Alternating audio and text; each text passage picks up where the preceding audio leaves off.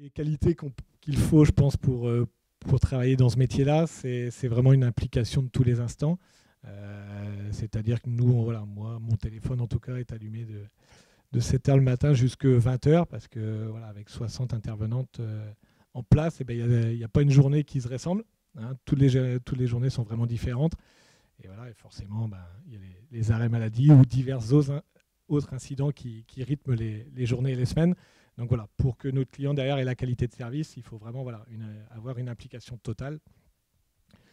Il faut aimer manager, parce que sans ça, faut pas se diriger, je pense, vers ce métier-là, parce que c'est vraiment notre quotidien. C'est un métier qui n'est pas forcément valorisé, en tout cas moi je parle pour les intervenantes en ménage. Donc il faut savoir récompenser les intervenantes, les mettre en avant et vraiment réussir à les fidéliser dans la société.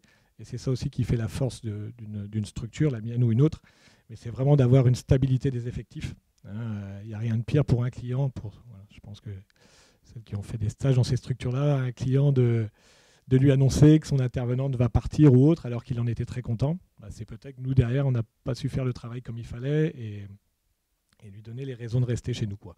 Donc voilà, c'est vraiment mettre en avant, être à l'écoute de ces intervenants. Je pense qu'il faut avoir des qualités relationnelles, le sens de l'organisation, de la rigueur, une grande résistance au stress, du dynamisme et beaucoup de bonne humeur. Notre métier ne nécessite pas formation pure et dure. Nous, on fait de l'entretien courant de domicile. Je vais faire simple, ce que vous faites chez vous. Voilà. Et très souvent, nos clients n'ont pas le temps de le faire.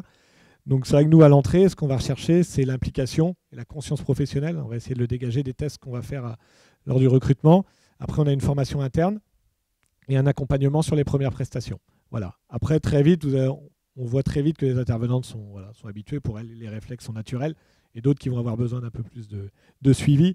Mais voilà, de formation pure, le diplôme, moi, je vais plutôt regarder